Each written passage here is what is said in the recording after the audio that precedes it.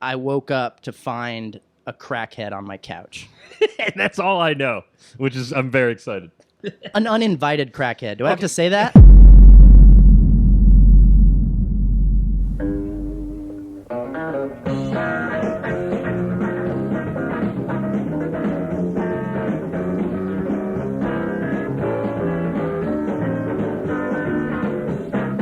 Hello and welcome to the latest episode of the Bad Times Good Stories podcast. My name is Joe Flanders. I hope that you've had a great summer and it's wrapping up nicely. I had a great summer. I'm sure I've mentioned it, but I spent my 5th summer teaching at SoCapa, which is the School of Creative and Performing Arts. I teach on the LA campus. Teach kids how to make movies, and it's been a lot of fun. It's certainly challenging at times. Filmmaking is hard enough when you have professionals, so replace professionals with 15-year-olds. And there's going to be some challenging days, but it's also a lot of fun, and there are kids from all over the world, so it's really cool to see all the cultures come together, and I enjoyed it. I really did. So it was a great summer for me in that regard, but now it's back to the grind. And to today's episode, which is with Rob Morris, who I've known for a number of years. We went to college at the same time. We were friends in college. We were roommates. There's the dog. This is what I'm dealing with as I'm talking. Penny, over here. Hey. Yeah, she's just really focused on licking my hand. Anyway, I lived with Rob for a couple years out here in LA, and just a great guy. Rob is a producer on Dancing with the Stars. He works on several other reality shows. He's also a comedian and podcast host. He has a show called At the Elephants, which he will talk about. I've been on that show and really enjoyed it. Anyway, we are talking about the time very recently that one morning Rob woke up to discover that there was a crackhead asleep on his couch.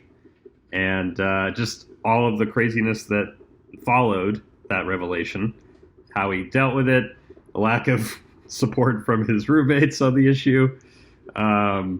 It's a captivating story. I was certainly thinking to myself, what would I have done in this situation? So if you find yourself thinking the same thing, shoot me an email or a comment on whatever device you listen to this on, and let us know how you would have handled it.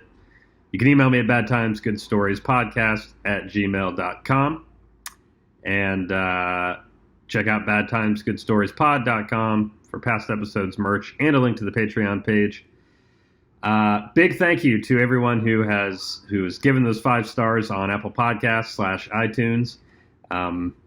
Please keep it up. If you are listening to the show, there are a lot more listeners than there are reviews right now. So I definitely would appreciate it if you could just tap that 5 stars and, dare I say, leave a brief review of what you think about the show. That would be just fantastic. And my birthday is coming up, so what better gift than 5 seconds of effort to tap a 5-star button? How about it? All right, that's all I've got for now. So without further ado, here's my conversation with Rob Morris.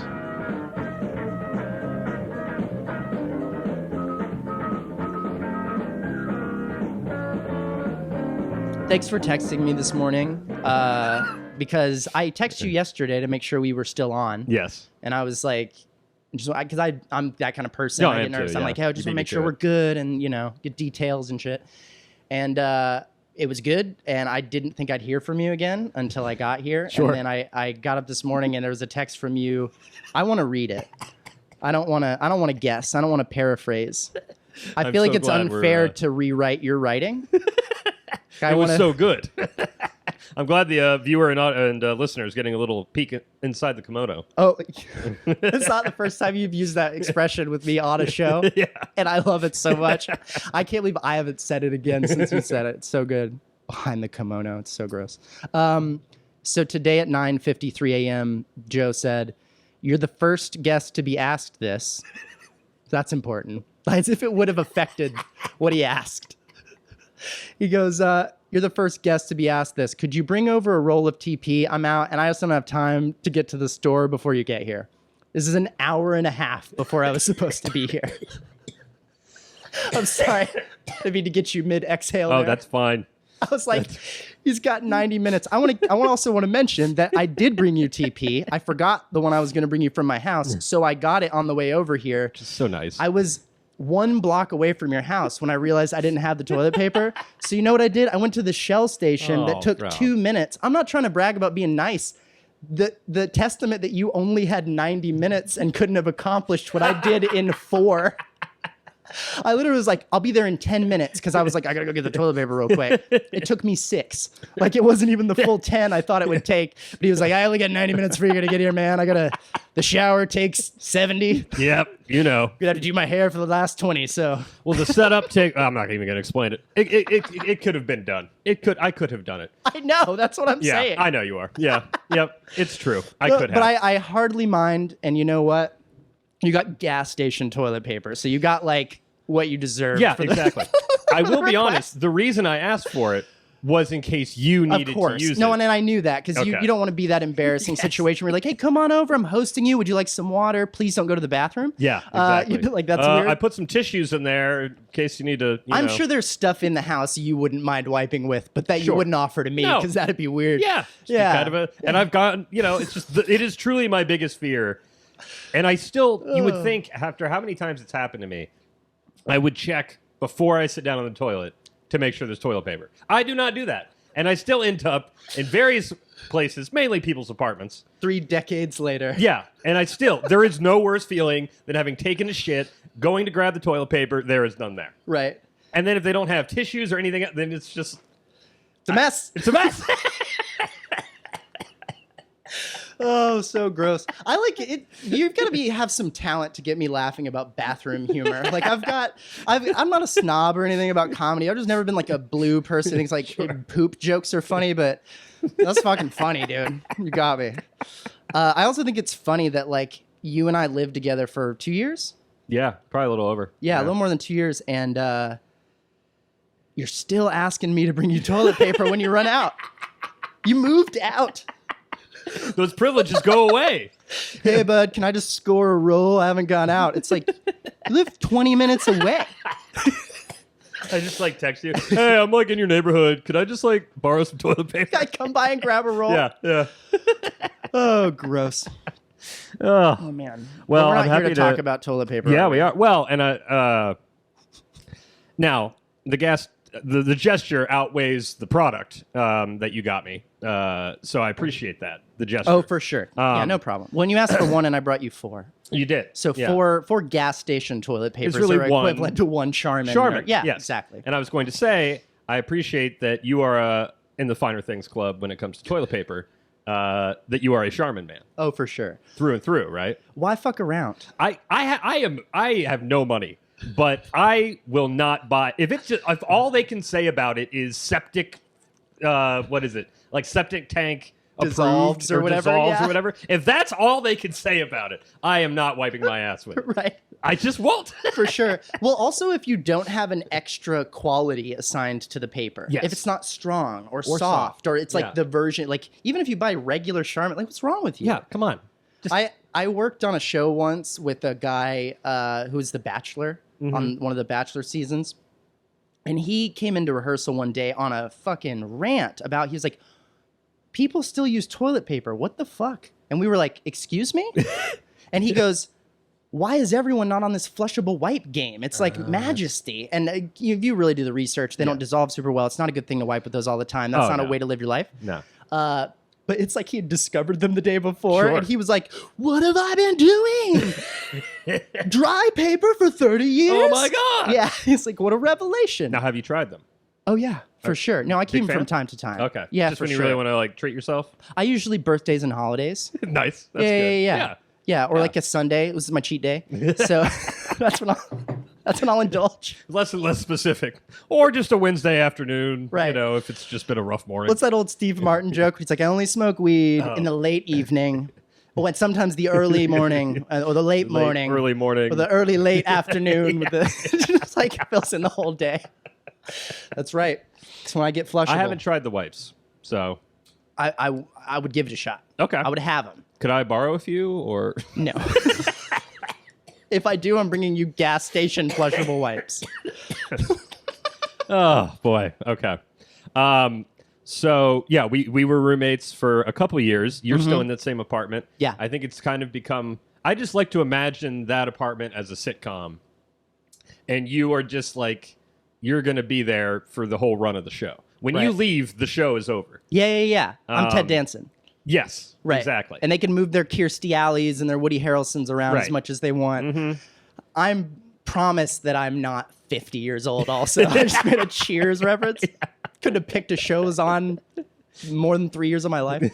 But yeah, the foundation. For sure. I remember when you moved out, you were like referring to whomever might move in because I hadn't picked it by that. And you said this like with no trying to be funny. You just threw it out. You're like, well, and when the new people move in and it's you and Saved by the Bell, the new class, you could like, that was your like the way you laid it out.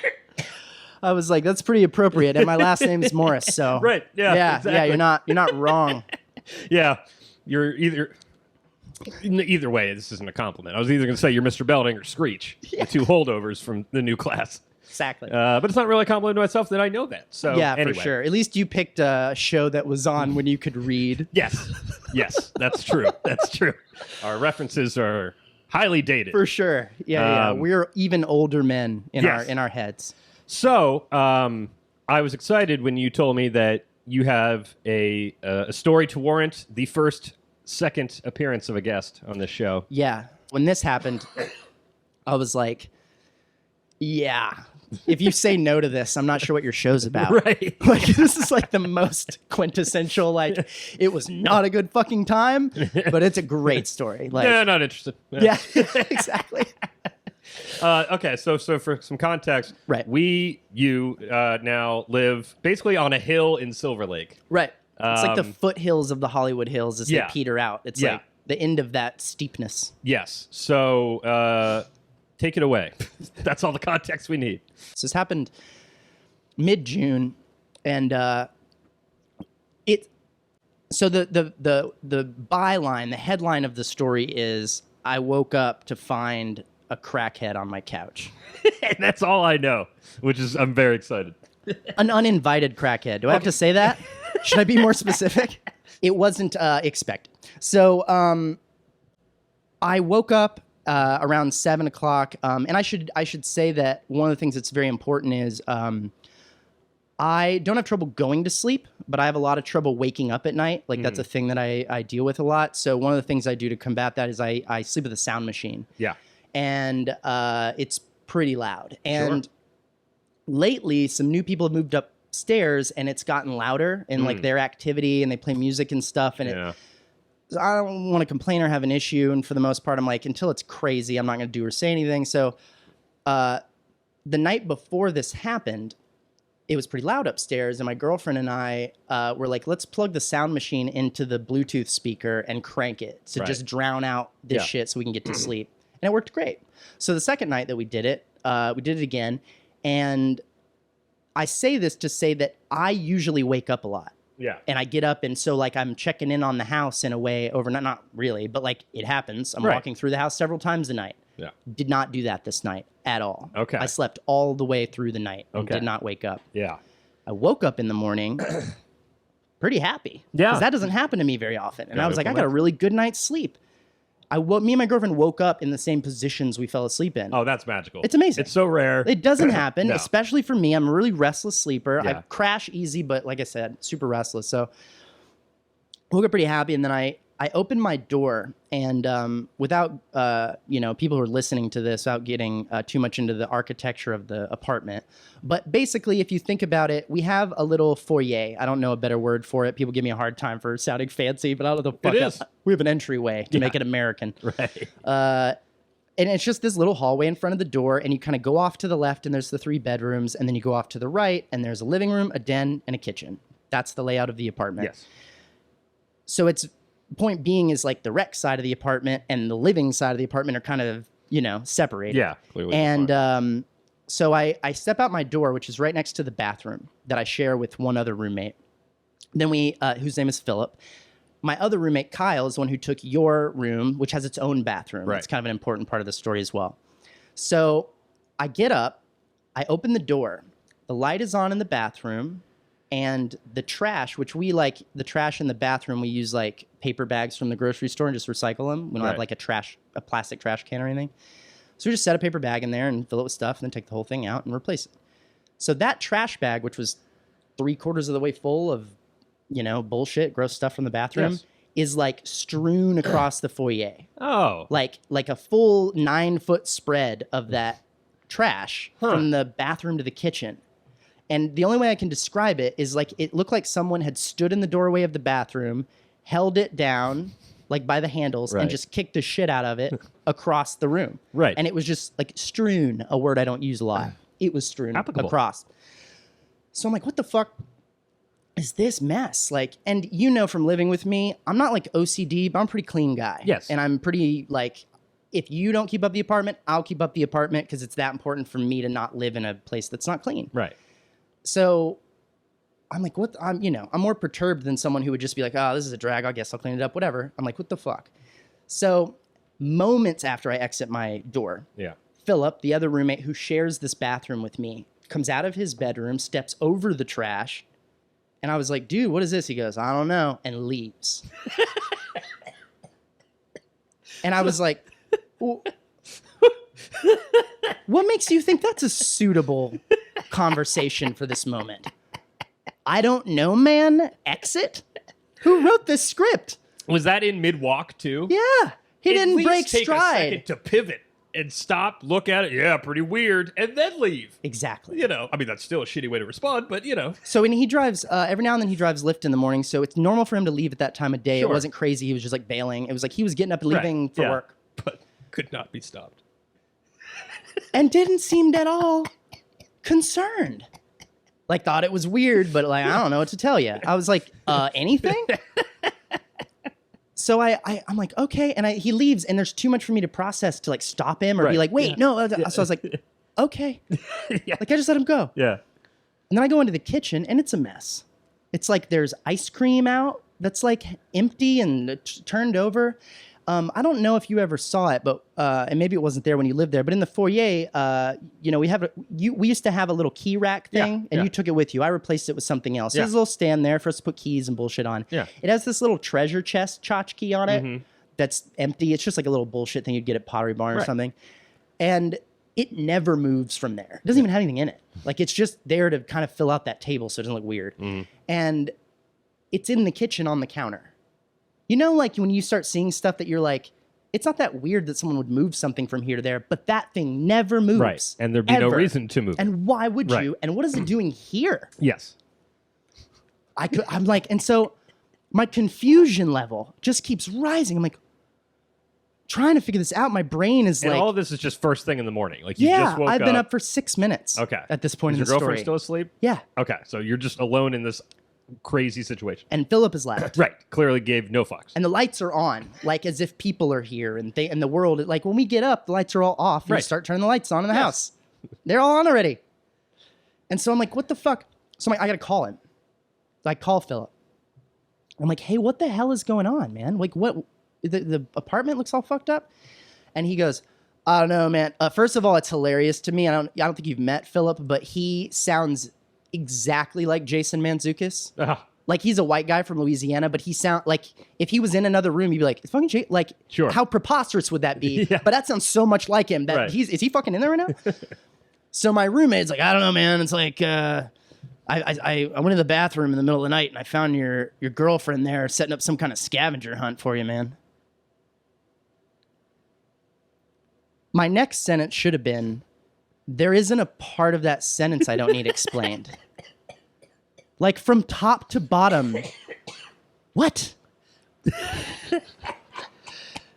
And then my immediate next thought is, no, you didn't. Candace and I were asleep all night. Right. We didn't move. It's rare, but I know it happened. Confusion level. You know? up to 11, man. Yes. I'm like, I didn't know it could go this high. Things just keep happening. It's just more information with it. It's like the pilot of a crime drama. Right. Right? You're just like, wait, what does that have to do with this another and clue. these people? Yeah, and you're like, so would she murdered him? And then what? Like, just more info and Right. no answers. Yes. So I've had a girlfriend setting up a scavenger hunt, and I'm like, okay, again, I'm like, you keep giving me things I don't know what to do with. So, okay, goodbye. I let him off the hook again. I'm like, I don't even know how to talk to you. You keep saying things that make no sense and help me solve this in no way. Go drive somebody to the airport. Exactly. Yeah. Whatever. All right, this guy's no help. So, and he's out of here. So, what am I going to do? So, then I start looking around the apartment a little bit more, and I'm like, what the fuck is all this? And keep in mind, I haven't left. The last thing I'll say about the way the apartment is laid out is it's very kind of segmented. Yes. Like as you stand in one room for the most part, no matter which room it is, almost all the rooms you could stand in, you can't see another room. No. Like it's all kind of it's just sectioned off with walls and stuff. So it's not like I can see throughout. Like we're in your apartment now and it's kind of one big open room. If anything happened in this apartment, you would just look around and have all the information. Yes. As I go to each room, I'm getting new clues and details. It's like the fucking game Clue. I'm like, oh, what's going on in here? Colonel Mustard. So I'm like, what the fuck? And so my next thing is like, I got to ask Candace, did you get up in the middle of the night, honey? Create a scavenger And hunt create a for me? scavenger hunt and then get back in bed in the exact same position that you left? And then why did you do that? Yes. So I go back into my bedroom. I kind of wake her up. I'm like, hey, did you get up at all last night? And she goes, no. I was like, oh, no. Like, then what? Still no answers. You were really hoping you could just have a weird conversation with her about like, so why'd you get up in the middle Well, of the that night? kept happening. And I think that that's a thing that I've realized as I've gone over this story more and more is that that's what your brain kind of does when you really don't know what's going on. Yeah. Is you're desperately searching for one answer that just explains Exactly. it all so that you can be like, okay. Right. You to want why the this is Scooby-Doo going. answer. You know? Wrap Absolutely. it up in 30 seconds. Rip that mask off. Show me it was the janitor all along. Right, exactly. Expect to find my maintenance guy from the apartment, just like crazy kids. So I'm like, all right, Candace doesn't know anything. I'm like, all right, just stay in here. I'm like, I don't. And she's like, what's going on? I'm like, I'm not really sure, but just stay in here and I'll figure it out. And so now I'm like, I think someone broke into the apartment. Now, what about the other roommate, Kyle?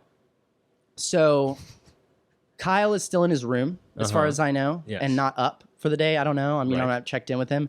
But as far as I know, I just could, in that moment, nothing occurred to me of like, oh, Kyle would know about this. Now, don't get me wrong. I will get to the part where I go talk to Kyle. Okay. All right. But in that moment, I wasn't like, oh, let me go find out from him. I'm like, I want to go investigate more. Sure. So I go into the den and the living room expecting to find the place fully trashed from head to toe. TV's stolen, cables hanging out like you see in the fucking movies when they just like rip things off the wall and everything. That's what I expect to find. Like go around the corner of the kitchen into the den, and that is not what I find. Everything's kind of exactly how we left it. It kind of looks like someone hung out on the couch and like maybe ate and drank a little bit of stuff and left some bullshit. Yeah. But like, I don't see anybody. TV is there, big ass TV, Xbox. I got a tent where I grow my own pot that has like ounces of weed on it. Like that if you ripped it open, of course you can't do anything with weed right off the vine, but whatever, people are stupid. Yes. You rip that thing open and you're like, oh my God, I'm gonna take these plants. Right. I expect it all to be trashed. Yeah. It's not. And I'm like, more information, no answers. If I'd found it all, but I was like, oh, we got robbed. Boom. Easy, done, cool, weird, sad, problem solved. Yes, exactly. Now I know what to do. Yeah. Make the phone I know calls, what the do it. next action is. Exactly. And I just keep encountering more things that I'm like, this doesn't tell me what happened. The balcony / patio door is open. Okay. Now, as you will recall, because and you started the story appropriately saying how much on a high hill this house is, Yes. or apartment building. We used to rationalize often that we were pretty loose about keeping the place unlocked because we're like, who would climb this hill that is like 45 degrees? A hill that, and I don't want to sidetrack us too much, Please. that murdered your car when you first moved to LA. That's true. Your car did not make it up the hill. Well, it didn't make it down. Oh, okay. Well, Strangely, I guess that's true. which It you'd did make- think would be easier. That's true. So yeah, so who would climb Thanks, that Kia. hill? So yeah, I bought another Kia. Don't worry. So Yeah, so the hill is very steep, and we used to rationalize, like, we don't have to worry too much about security. And not only that, of all the apartments in the building, we have an extra door. Mm-hmm. You have to go through this one little door, and then you're in another foyer where you can go to our apartment or the one upstairs, and then you come in. So it's like, it's almost like you would have to, it'd be an inside job. Like, you'd have to know where stuff was. You'd have to know it was unlocked. You'd have to climb that hill, have a plan, rob the place, and then get away with a bunch of stuff on this steep hill. Right. On top of all that, the building is gated. Yes. Both the garage and the doors. And Yes. people are shitty about leaving them open, but still, it's By like, and large, yes. it did not feel like an unsafe place to leave a balcony door open. Right. Or even a front door, as long Yes. as the other door was closed or whatever. Right. So, and another thing that I'll come back to at the very end is I'm from Texas, and more specifically, I grew up half the time on a farm where we left the keys in the truck. Right. You know, like, granted, out in the middle of nowhere, but I feel a level of security and comfort when I don't have to lock my house. Right. You know, there's just something about me. Like, I don't want to live in a world that feels like a police state. It's one of the reasons why they're like, let's put armed guards in schools. I'm like, not the answer. No. one wants to walk around feeling like they must have these security measures. And Right. that's why I don't keep the house locked. Yes. Hard. That being said, we are locking it a little more now. Okay. That's kinda good. I hate that. Yeah, I really do. I wish we didn't have to, but it's like, I'm going to tell my roommates, like, sorry guys, I know we got broken into, but I like it unlocked. Right. And then you got to think, I often think, if this were to happen again, and I had to say, no, I didn't lock the doors, I would look like an idiot.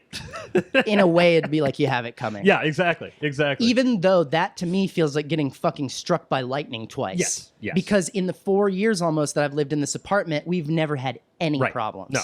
We once had a friend who was staying with us who parked at the very bottom of the hill and someone broke her window. Yes. That's it. Yep. And that's the bottom of the hill. Right. Easy. Yep. Top of the hill. Fuck, I'm not going all the way up there. Nope. So that's how I'm thinking of it. And so in my head, I'm like, it finally happened.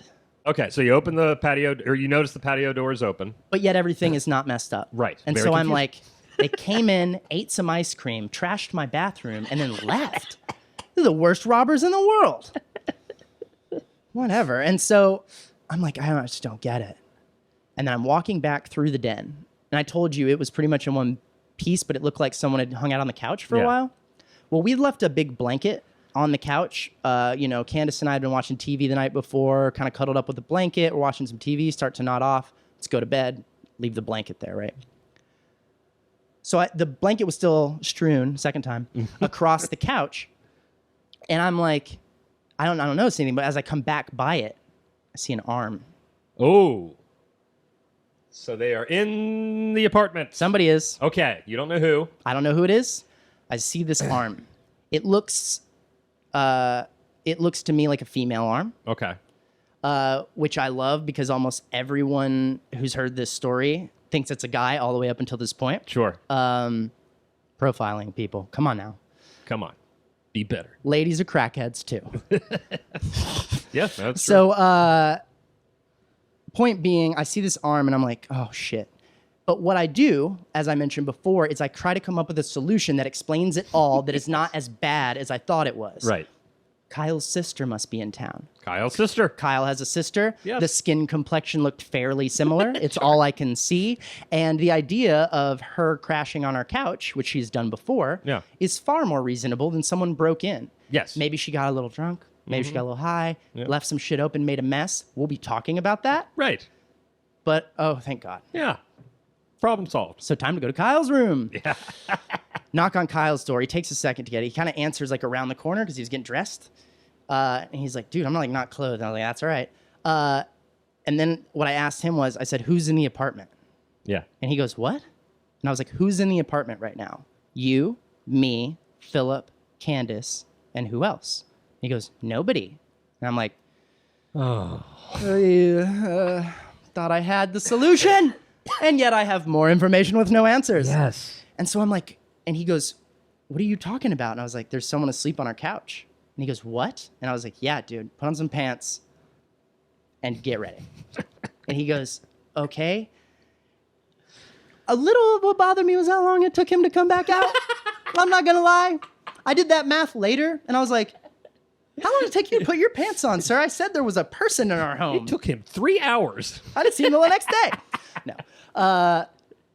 the next part of the story occurs fully without Kyle, and it's not a short part of the story. So I'm like, later I'm like, what the fuck? Yeah. It probably took him 10 to 15 minutes to get out. And I was like, so I'm like, okay, I gotta go deal with this. Now this is the thing. So I'm like, I gotta go figure out who this is or what the fuck. Did any part of you, sorry, but did any part of you think they may have been dead? No. Okay. Just curious. Why not? I don't know. Yeah, well, I'm glad. No, that didn't occur to me. I'm glad. I think that's another one of like what I say, you want to come up with a better version of the story to believe in. You know, I often when things happen that are terrible to me, I don't get upset. I'm just like, of course. Sure. Like, that's my attitude. I'm like, of course that would happen to me. I just, and you and I are very much like that. Like, it's just that thing of like, you know, what should I have expected? Right. That's exactly. I've had these last 3 days have been pleasant. Of course. Exactly. I was due for this. Right. But at the same time, I didn't assume there was like a dead person on my couch. Sure. But, so I ask you, what would you have done next before I tell you what I did? Oh. So you basically have all the information that there's someone asleep on your couch. It looks like they fucked shit up, and no one knows who they are. I would pace back and forth for 20 minutes debating whether I should wake the person up, and then probably do that. But would I just call the police? But then, well, yeah, because they have done trespassing. I probably would call the police, particularly in my neighborhood.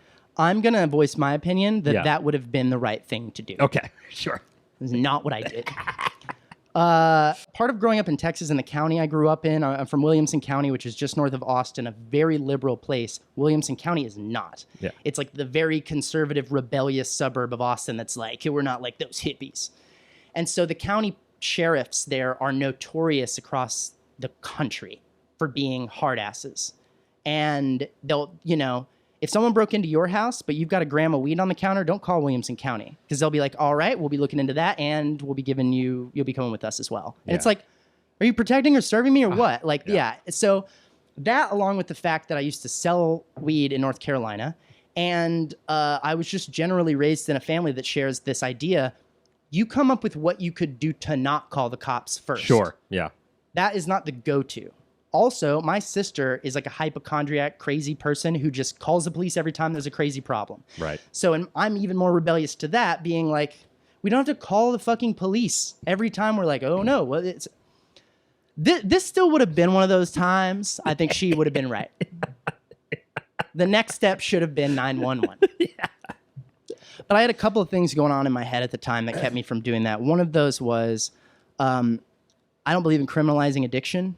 I'm really against that. My grandmother raised foster kids. My uncle runs a drug rehab center. My great uncle in Arkansas. That's basically like when you go to jail for drugs, they're like, you're going to prison or you're going to stay with Pastor Gary. Mm-hmm. And, you know, they're communal. They cook. They don't chastise them. They rehabilitate them. And it's great. I have a lot of addiction in my family. And so my immediate reaction is someone got fucked up, came into my house, made a really bad decision tonight.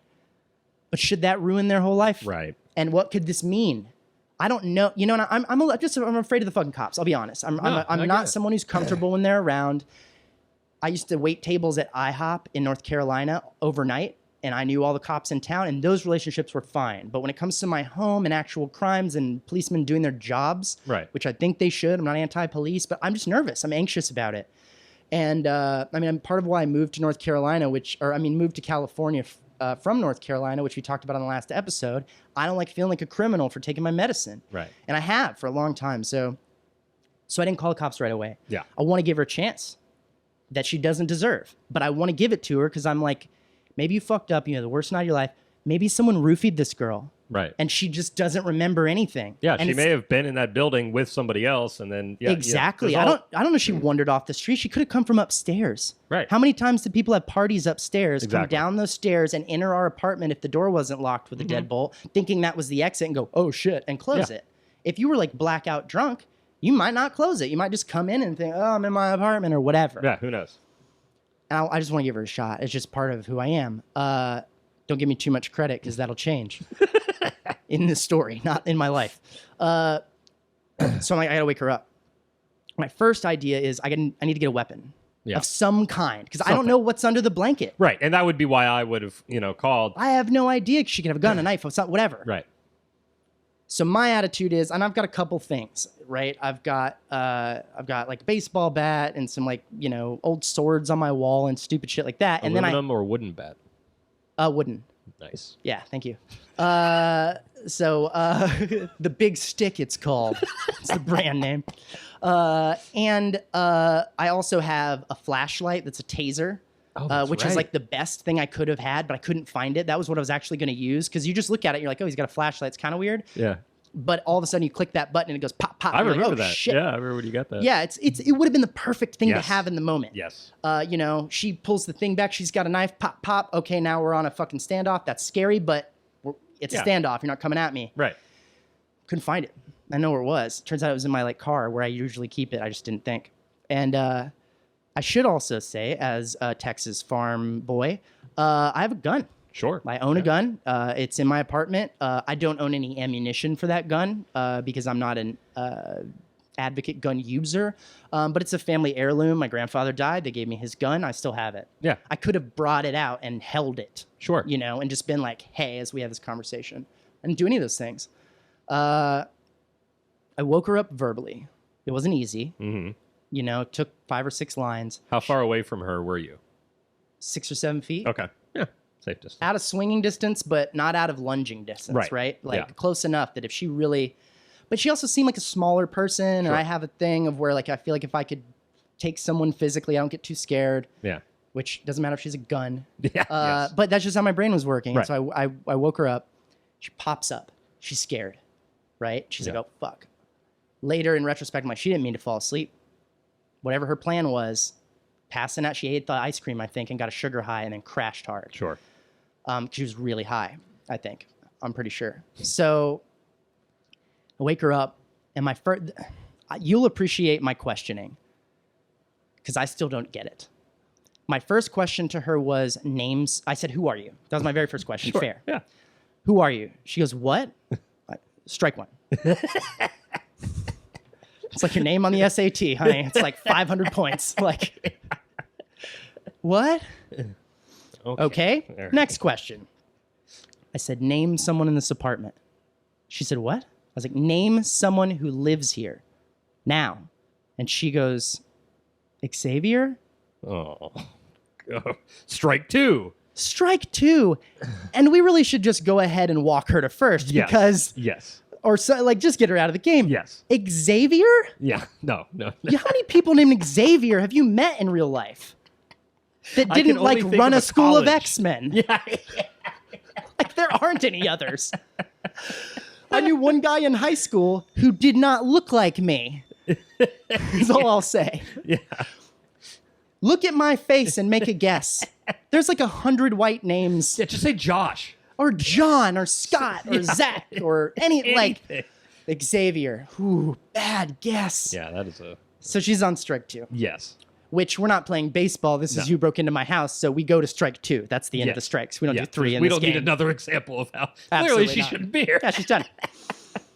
So this is the thing I'll never forget and also never understand that I think you'll appreciate. I told her, you got to get out of here. You have 6 minutes.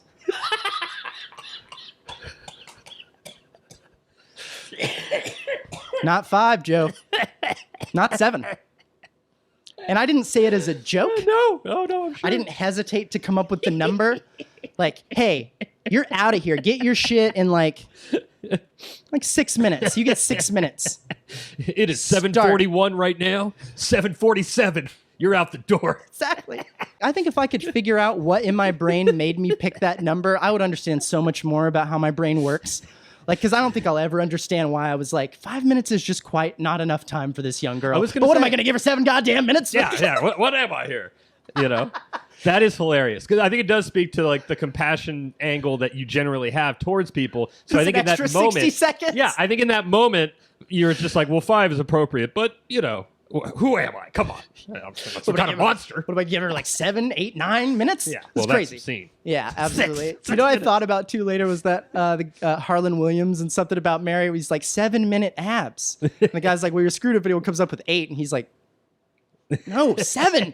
Like, it's just this weird thing about how his brain works. He's like, no, that's the number. So I gave her 6 minutes. What was her response to that?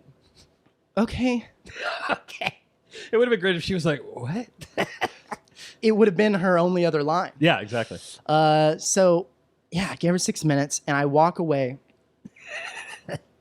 and immediately change my mind. like I turned the corner and was like, this bitch got to get out of my house. That's 5 minutes too many. Yeah. She does not need more than 60 seconds to get out of this apartment. Well, and what's crazy is, so I immediately am like, I got to call the cops right now. That's when I decide now is the time to dial 911. Because another thing is, I truly and deeply trust my judgment about people, maybe to a fault, even if I'm wrong. But if I get a vibe from someone, I'm like, nope, that's who the fuck they are. And I just, in that moment, despite, it wasn't even just the breaking in. It wasn't even just the trash in the apartment. It wasn't even all of this stuff. And she looked kind of clean. She didn't look like a dirty homeless person. Yeah. She looked like fairly put together. I found out the reason she looks clean is because she took a shower while she was there. Oh. That's fun. So, yeah. I'm like, I walk away and immediately call the police. And it's crazy to me that, so I didn't want to tell her, I didn't want her to know I was calling the police because I didn't want to freak out and do whatever the fuck she would do as a response. Right.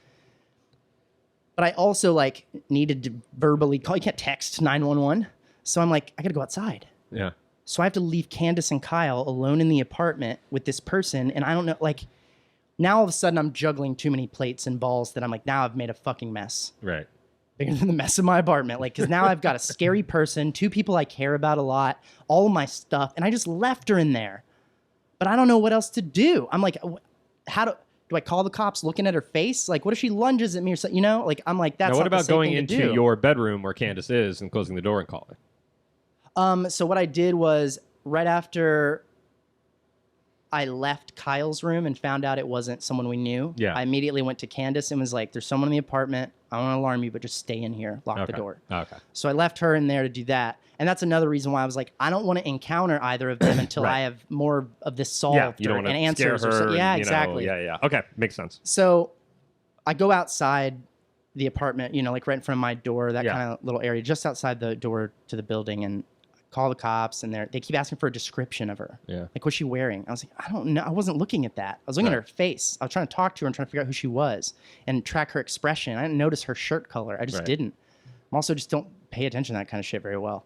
And so, which I also thought about. I'm like, if I ever get robbed or something, I better start paying more attention to what people fucking look like and being able to say it again later. Like, I know it is the first time that ever happened to me. Sure. Someone was like, oh, you had a problem with the person? Describe the person. I'm like, can't. Yeah, kind of dark skin, ambiguously ethnic, and just not white. I don't know what to say other than that. Right. Had brown hair with highlights. What was she wearing? I don't know. Clothes. Did you just look at her? Yeah. I didn't look at that. I would have been in the same boat as you. And she was partially under the blanket, but point being, I didn't know what to say, and they kept asking me. Again, yeah. But the funny thing about that is, I understand why they ask it, but like, who's taking the time to size up? Like, well, she was wearing a Hollister top, and then the pants seem to be skinny jeans, but it's hard to say. Right, exactly. Like, well, you should at least be able to give color, and I wasn't able to do that. Yes. I'm also colorblind, which doesn't help. So it's like, I don't know. I think it was yellow. And there was a shirt draped across the shower that she had left there that I thought was Candace's. That I want to come back to at the end of the story to make a point of. I just didn't track it, and we found out so much more info later. So I called the cops. Man, there's a station not far from our house on Glendale Boulevard. So, man, they were there. I was impressed. The response time was great. They showed up very quickly, and but they came to the Duane Street side, which is on the opposite end of the building. We live on a building that straddles a block, and there's entrances on both streets opposite each other. I live really close to one. They came to the other. Right. So I'm like, oh shit, now I've got to travel even further away from the situation I barely wanted to walk away from because I have to let them in. Right. The buzzer doesn't work. They're going to call you. Yeah. Because the buzzer's still wired to your fucking phone number. Yes. I've tried. I'm sure you have. It took us how long to even get your phone number assigned? Like 4 months before you moved or something? Yeah. I know the incompetence you're dealing with in that building. So I'm like, I got to go let him in. I go over there, and man, they're there quick. So I'm like, okay, fuck, all right. They come in, and I go to follow them in to be like, let's go check this out. Let me show you where my apartment is, where she is, what's going on. Tell them the down low. They're like, stay here. I'm like, no, I got to come with you guys. And they're like, no, there's more officers coming. You need to stay and keep this door open. and there was no rock, there was no nothing I could prop it with. Literally impossible, unless I'd taken off my shoe and shoved it in the door and left. So I stayed an extra few minutes to let the fucking cops in. And then, they showed up maybe 2 minutes later. They pulled right up and they came in and I followed them in. So as you come from the far side of our apartment building, you can see our balcony in this little one moment before you get to our door. Mm-hmm. There's this little break and you can kind of see our apartment and you have to go around to our door and go into it. So I see that the cops have cornered her on our balcony. All that has developed in this moment. They found my apartment, which one it was. Which is impressive. I don't remember telling them the number. Yeah. Maybe I did. No, I probably did. But for whatever reason, they found it quick and they got in there and they found her. She had a bag full of stuff and it looked like she was trying to jump the balcony. So the other cops who came in with me kind of sneak into that little area. It's hard to explain, but there's a little courtyard next to our balcony. They kind of sneak in and it's lower. Right. So they sneak in underneath where she doesn't see them sneaking up. And then she turns to try to go like she might jump over the side and they're down there. She's stuck. Very clever. I mean, they handled it very well. And so I go around and, they have her out on the balcony. They talk to her for like 60 seconds. Not super long. They cuff her and they take her out. She's crying. I feel terrible, but also like, what would you have? I'm kind of looking at her like, I'm sorry, but what do you want me? Like, look what you did. Right. Like, what would you have me do? But I got the guilt. I have that compassionate part that I'm like, fuck, this girl's going to get stuck in the system and she's going to, this is not going to help her get over her problem. And, but I'm like, what am I going to do? Mm-hmm. And this is the part where that all changes. My compassion drips away a little bit because I felt like I'd been unreasonably compassionate. Like at every turn, I'd made every choice I could to try to be a good guy. And then I found out when I got out there, they were like, she had this bag full of stuff and it's all like kind of gross looking. And I was like, okay, like dirty clothes and it looked like random bullshit. And they're like, is any of this yours? And I kind of glanced at it and I'm like, no. They're like, are you sure? And I like look again and I'm like, those are my car keys. Those are my girlfriend's car keys. That's my girlfriend's purse. That's my weed. That's all, like a bunch of my shit. It made it into the bag. All stuff that I should mention because I just have a sharp eye for my apartment and I know how it is. All those things she didn't have when I woke her up. They weren't in that bag already. Oh. So in the 6 minutes, she ran around the apartment trying to grab anything of value she could before she escaped, which they explained to me later. They're like, it would have been like high-level misdemeanor breaking and entering and probably vandalism that the DA would charge her with. But now we have to charge her with felony burglary. She spent like 8 hours in my apartment committing crimes, none of which registered at the level that she managed to get 20 seconds before she got caught. Mm-hmm. You know what I mean? Like, which I think is just crazy. If I thought about that, it's like, oh my God. Like, your lawyer would have to sit you down and be like, you were fine until you fucking stole everything in the last few minutes. Yeah. Like, you probably would have gotten a little bit of time in county and then like some parole and you're good. Now you committed a fucking felony. Mm-hmm. And then they explained to me this. They were like, this made me laugh. They were like, well, and there were people asleep inside. So that's a hot prowl. I was like, what? What'd you say? Like, it's a hot prowl. I was like, a hot prowl. I'm not paraphrasing the conversation I had with the cops. I was like, hot prowl? Like a cat? And he goes, yeah. I was like, oh. My brain goes, oh, cat burglar, like a prowl, like a hot, okay. Okay. That just sounds like 30s lingo. Not like the legal term is a hot prowl. And you know what? Because I'm that guy, that was my response. I said almost exactly that, Joe. I go, I know this doesn't matter, but I just couldn't let it go. I was like, that's not like a technical legal term, right? That's like a thing you guys say. And he goes, yeah. I was like, all right, good. Okay. Like, I don't know why I needed to gather that information. No, I was like, there's no way. There's a fucking statute somewhere. And of course, this is considered a hot prowl. Like, who is writing this? I'm like, all right. So hot prowler's gone. And they're laying out all the stuff in the bag on the table. Is this yours? Is this yours? We need to photograph all this evidence and all this shit. And I got like 6 cops in my house, man. I got 2 that showed up first. I got the 2 that showed up again. Then I got 2 more who showed up later who have showed up to take her out into the car. Mm-hmm. She's outside sitting in the car. Oh, what fucking name did she say? This female police officer comes back into the house at some point, the one who had taken her out to the car. And I'm talking to the officers on the balcony about what had happened, giving them the full story and all this stuff and talking about evidence. And she comes in and she goes, I'm going to guess, but I'm not sure this was the name. She goes, who's Mark? And I'm like, what? I thought we were done with the weird clues with no information. Who's Mark? I don't know. Lots of people? Like, no one here. Yeah. And I was like, Rob, Philip, Kyle, Candace. No Mark. And she goes, no one here that lives here. His name is Mark. What's crazy is that if she had showed up 2 years earlier, she'd have been a little closer because that's your middle name. Right. Yeah. Maybe she saw something on a piece of mail. Yeah. I have like an old piece of mail you Yeah. left or something. And so anyway, she was like, okay. She's, giving us all lies in the car. And like I said, I do have a lot of people in my family who deal with addiction. I have a lot of friends who've had real problems with addiction. And getting real information out of people who are in the middle of an addictive problem is very hard. Yeah. The truth to them is liquid. Mm-hmm. It changes for whatever they need it to be. Almost so much that it can convince them that the reality is different because they've lied to themselves. I don't want to overgeneralize. It's not everybody, but it is consistent across people who deal with that issue. Again, I'm sympathetic to these things. I don't want to demonize or criminalize these people, but I know the behaviors. And so I'm like, of course, they're not telling her anything out there. It's like, this chick just broke in. And I think two things I really took away from this, and I'll get back to the T-shirt at the end because it's my favorite part of the whole story. She also did laundry while she was there. I mean, practical. I think she washed it in the tub and then dried it. I don't think she used the washing machine. Yeah. I think she might have broken it because all her stuff was really dirty. Yeah. But yeah, she did laundry. She took a shower. I mean, she was in there for hours. She's the one Philip found in the middle of the night in the bathroom going through shit. And because her hair color and skin color wasn't dramatically different from Candace. I was going to ask about like that. Candace she's Korean. And she's dark skinned Korean in comparison. So it's like she's a little darker. Her hair is very dark with like some blonde highlight kind of thing. It was not a bad thing. The problem is they had dialogue together, and he still didn't realize it was her because it was 4:00 in the morning, and he was just like, sound like Jason Mantzoukas, good night. And so he gets up and he goes, he's like, the door's open. He doesn't even open the door on her. The door's open. He's like, what? The light's on? She's on the floor going through the cabinets, and she goes, I'm sorry.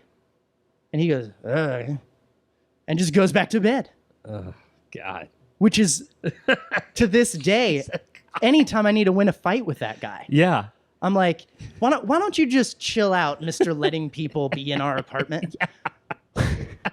Yeah, that's amazing. So 4 a.m. or not. Yeah. That should wake you up.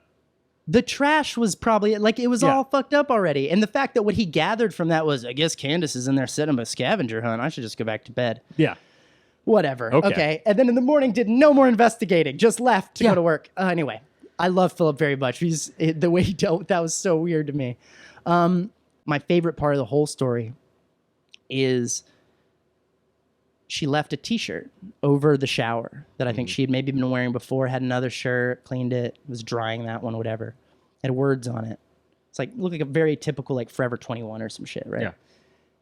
And the shirt said, it's just crazy. It's like she hung up this banner of irony. Like, it was so weird. It's hanging up there like the words were there to be displayed. And it says, I will make better mistakes tomorrow.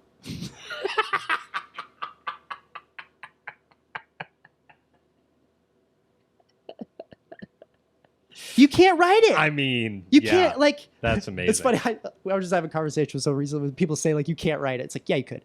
But the point being, like... That's like a TV show level of like, oh wow, see what they did there? That's kind of ironic. Yeah, it's like, yeah. That's like the button at the end of the thing. Right. It's like if she had, I can't even think of anything better. That's the best thing that could have happened is she left that shirt. The thing that made me go, this is a little bit more on her than if she had been drugged or if she had blacked out drinking around the corner or something like that. In the big bag of stuff, we found a pipe. I love to smoke out of a pipe. Not that kind. Right. Not that kind of stuff. Yeah. And I know what those pipes look like. For whatever reason, they don't make weed pipes that are shaped like that. So, I mean, it's definitely, it's a big bulb at the end and the long stem so that you can heat it up. It's a crack pipe. And in my head, I'm just like so torn for the next week because I'm like, I feel bad for this girl. She's a young girl. And that's the other thing is like, she didn't look like someone who'd been on the street for years. She looked like whatever has happened to this poor girl has happened recently. Like, I don't think she's been on this. I think she's been on the street, but I don't think she's been on the street more than a few weeks, maybe a couple months. Like, and she needed a shower, and and she's hooked on crack, and she's got no food. And it's like, I'm thinking about it. And now she's locked up, and she made a really bad call right before she got locked up that is probably going to triple her sentence. Yes. Like, but you broke into my house and fucked my shit up. Yeah. And I feel both things, right. and I can't, like, they're at war with me, you know? And I still, to this day, I'm like, it's both. I'd be in a similar boat, yeah. So there is a bit of a resolution that happened later that made me feel a little bit better. So I started getting these emails. The show I was working on was an overnight show. So we did like a week of pre-production, and then I did weeks of working till 5 a.m, starting in the late afternoon. I was unavailable during business hours for the rest of the month, is my point. Yeah. So I started getting emails and voice messages from a private investigator who's trying to contact me about her case, because basically the public defender that was assigned to her case hired this PI to go get more info so that they could make whatever their case was. Yeah. Christopher Nicely. Oh, what a name. What a name. It's like, who wrote this for me? That is amazing. I know. So Christopher Nicely...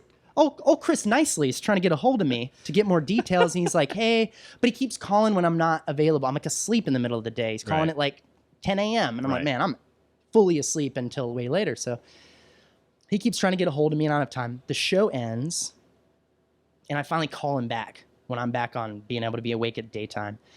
And I called him up. I was like, I'm so sorry I missed your call. I've been at work. I mean, it was in Santa Clarita. So when I said out of town, kind of true. I was like, I'm unavailable. I've been out, man. I don't know what to tell you. And I don't feel an urgency to solve this girl's problems. I want her to be good, but I don't know how talking to you is going to make her life better. Right. I don't know. So I don't have a huge priority to deal with that. I didn't ask for any of this. Right. Yes. Yes. So I didn't make a big deal of it. But then I finally called him back and he was like, I really appreciate you calling me back. I want to let you know that her case has been moved from the public defender's office to mental health services. Good. And I was like, I'm so happy to hear that. I was like, that is exactly what I wanted to have happen. I was never someone told me, the cops told me when they left, they're like, the detectives will call you. They'll probably want to have you come in and do a statement. Never happened. Just this guy. Yeah. And I was like, so that never happened. I was like, man, they're just going to prosecute her to the full extent. I mean, she felony burglary. Hot prowl. What you going to do? So I was really torn about it. But when he told me that and he was like, and I still don't know what that means. Exactly. But to me, that sounds better. Yes. And it sounds like she's being treated for the problem she has instead of being treated like a criminal. Right. Even though she is one. Yes. I don't want to criminalize the drugs. I want to criminalize the burglary, the trespassing, and the vandalism. Yes, the physical action. Exactly. The behavior on the drugs is the issue I have. So you might make the argument I got lucky. Yeah. Yeah. Of course, that's how my brain thinks about it. Someone broke into my house and trashed it, and I'm like, I got a little luck. Right. But my brain is like, they didn't fuck up my TV. They didn't fuck up my plants. No. They didn't really mess up anything that wasn't fixable. Right. They moved some stuff, ate some ice cream, and used my shower. Right. That sucks, but she didn't break anything. So that didn't happen. I didn't get hurt. Candace didn't get hurt. Philip certainly didn't get hurt. Oh my God. I don't think to this day, I don't think he really knows what happened. And I've told him the story. But yeah, so it was just easy for me to be like, I guess that kind of shit happens. And also, like I said, it's like the lightning striking thing. I'm like, cool, got that out of my system. Probably be a while again before I get, vandalized by a crackhead. Like, like 30 years. Amazing. If I don't have to deal with it again until I'm 60, that's a pretty good record. Yeah. So yeah, man, wow. I was jarred by it on the day, but by lunch that day, I was just laughing about it, and I just thought it was so silly. Oh, and I wanted to share with you. I looked her up on Instagram. I found her. You found her? I was going to ask because I would be riveted to know what the story was, what happened. Yeah, which you may never know because she's probably lying the whole time or whatever. And but who knows when she gets out of whatever the fuck. Yeah, I do want to make you found her. I do want to make it clear that even though her account was set to private, I did follow her. And so I'm waiting on the request that has not been returned yet. I can only imagine why. Can you imagine? What will you do if you get that notification like she's accepted your... I'll be sliding in those DMs. Hey, want to come over again sometime? Not like that. I know. Just dick pics. That's all she's getting. And I've never done that in my life. Yeah. But I'm starting now. It's like, well... Who are you to say it was unsolicited? Terrible joke. So this is her. I'm not going to say her name out loud on the podcast. I don't want other people to fuck with her or whatever. But I'll read the description that's underneath this, which is pretty hilarious to me. Some of it I get, some of it I don't. She's got a little diamond after her name. I don't know what that means. Love music. Cool. Oh, nice. Oh, were you a human person? Barbs with a Z. Don't know what that means. Drake, heart. I get that. Oh, and yeah, me too. Sure. And then the last thing says hashtag Cali life forever dough. Huh. I'm hoping it's not as forever as it might be. Yes. You know, and it sounds like now that she's gotten some help, hopefully that it's not. But yeah, I mean, maybe it was the 10 followers because that's all she's got and shit just drove her off the end. You know, we put a lot of fucking stock in our followers these days. And she was like, that's it. 298 posts and only 10 people. Crack. Yeah. I don't know. Right. Yeah. But yeah, man, that's my story. That is insane. And I think, I mean, I have a lot of the same stuff as you, of a similar but very different scenario. I've been working at a summer camp. This is my 5th summer teaching kids how to make movies. And the days I hate the most are when we have to go off campus to film. We don't have to. On location the kids stuff? choose, there's a 3-week program where one of their films, they can go off campus. Right. They have to scout the location and figure it all out, or no, they don't get to scout. So they just look on Google Maps, or maybe because we take them on evening activities. For sure. So it's probably something maybe they saw in the van or whatever. But as a result, or they they've come here? They've come from China. Like they come from all over the world. So this summer, we were filming at a Chipotle, and we were sitting outside so as to not be kicked out for filming.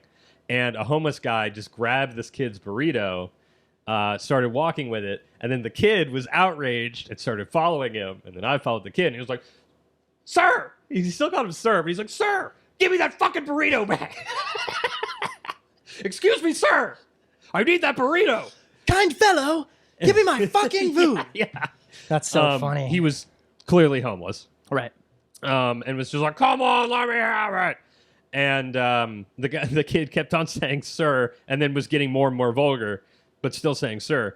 And then the guy put the burrito down, pulled his pants down, and then sat on the burrito. L.A. To which... Get your stuff together, New York. Yeah, right? Yeah. That's an L.A. thing, man. Yes. And I just started laughing, because I'm like, and I was just like, the kid was like, you could tell that he was equal parts lunging towards the guy and also backpedaling because do you want to fuck with a guy who's going to pull his pants down in broad daylight and sit on a burrito? And what is over there now that you can do anything about? He has dibs. That is his burrito. It's done. That's it. So I still kind of pulled him away. I was like, it's not like he licked part of your muffin, you tear that off. Right? The yeah. rest. No, it's over. It is over. You are not going to eat a homeless bare ass burrito. It's just not going to happen. Though that does sound like something you'd get at Taco Bell or something, right? Yeah, exactly. The new homeless bare ass burrito. It's basically a 9-layer fiesta. Yeah, truly. So anyway, I walked into the Chipotle and I asked the guy jokingly, I was like, I don't know if you have one, but do you have a homeless man stole my burrito policy? Because we were in Hollywood. I'm sure it wasn't the first time. And they said no, with not getting the joke. And I was like, well, that's fine. I didn't think you actually did. Right. But could you make this kid another burrito? And they said sure. Right. And so anyway, it's just the compassion part of me. Like I'd laughed, but then it's also like, that's a sad story. Yeah. Because that was a person who now is at a point, and obviously we're wrapping things up, and I don't mean to end on a downer, but it's just anytime there's a story like that, there is that part of me that's just like, that's funny, but it's funny from my ivory tower, Yeah. No, I get to stay in my house. Right. And it's not fucked up. Like, that's what I mean. That's why I'm not upset. I'm almost more concerned about what's going to happen to her. Right. Exactly. And I think another thing that led it to happen is it wasn't the first time a homeless person has just walked into my house. I've dealt with that before. And when I lived in Winston-Salem in North Carolina, I lived in a really shitty neighborhood. That's unfair. I hate to say that. I lived in a lower income neighborhood. Let's be fair. And a lot of North Carolina is set up that way, where it's like, nope, these people get to live over here and these people get to live over here. They're still doing it that way. And I lived in the part of town I could afford, which no one else looked like me in that part of town. And, I was there and I had this little front room and this guy just walked in and sat down on the couch. Me and my buddies were sitting there. We'd been drinking the night before, so there was beer bottles and stuff. Mm-hmm. And he just starts talking to us and we just started talking back to him. Yeah. Be like, hey, what's going on? Kind of looking at each other like, what the fuck? Mm-hmm. But we're like, we don't want to make a big deal out of it because when you make a big deal, now it's a big deal for everybody, including them. And who knows what you're going to get. So at some point I was just like, all right, man, I think we're going to go to bed and hang, close it up. So, and he goes, all right. And he points to this Mike's Hard Lemonade that was there from the night before that had like cigarettes in it and stuff. Yeah. He goes, is that somebody's? And we were like, you don't want that, man. That's from last night. He goes, oh, it's all good. Shoots the whole thing and leaves. And this girl who was with us was like so freaked out. And I was like, is your night going to be worse than his? Yeah, exactly. We're fine. Yeah.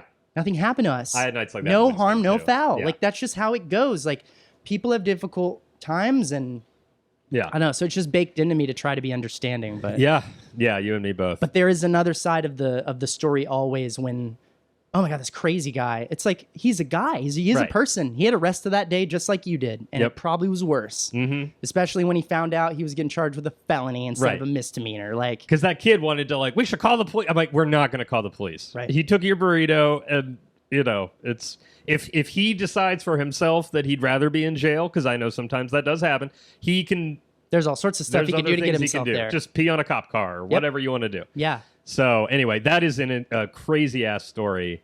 Well, what do you got going on right now? I know, you're killing it in the reality TV producing game. I like it. I talk about that on a lot of my shows. Is a job I never thought I would have.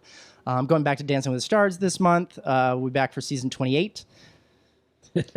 And it's crazy, man. It's a show I never saw before I worked on it, and it's my favorite job I've ever had. Maybe I've done some other 1 or 2 day things, but as far as keeping me employed for a period of time, I've never liked a job more than Dancing with the Stars. It's hanging out with beautiful people and celebrities, and it's low stakes. You're ballroom dancing, it's not even a competition where it's we're crying about losing the most weight or something. No, man. Yeah, it's all about the cha-cha. Can you do it? Sad. Goodbye. That's it. Yeah. But yeah, man, it's a lot of fun. It's super chill. I just got done working. This is a great kind of full circle thing. So I mentioned I'm from Williamson County in Texas. Mm-hmm. Notorious. I just worked on a show that is basically American Ninja Warrior for dogs. Wow. Yeah. I can't be more specific than that. Sure. Because it's not out yet. Right. But there were cops from all over the country in this who brought their canines to the show. Makes sense. And I may have gotten to boss around some Williamson County sheriffs. Oh, that's so amazing. Sir, can you step over here, please? To return that back in their direction a little bit. To get to give a pointed sir. It's the pointed sir. That really is it. Please. With some authority behind it. Please catch America's Top Dog on A&E this fall so I can do season 2 and continue to boss around the cops from my hometown. I would mean the world to me if you take nothing else from this. Dancing with Stars, that's great. You are living the life based on what you just said. That's right. I will say, for anyone who's watching this who's a fan of yours, I'd imagine there's a fair number of those. You've done 2 of my shows. Yes. That they can go watch if they really like listening to us talk. Robbing the People, which was a political debate show that I did kind of starting around the midterms into March. And had you on, I believe, the first episode back of that? It may have been, yeah. That's what I do. I start a new show, I call you first. Because I did the same thing with At the Elephants.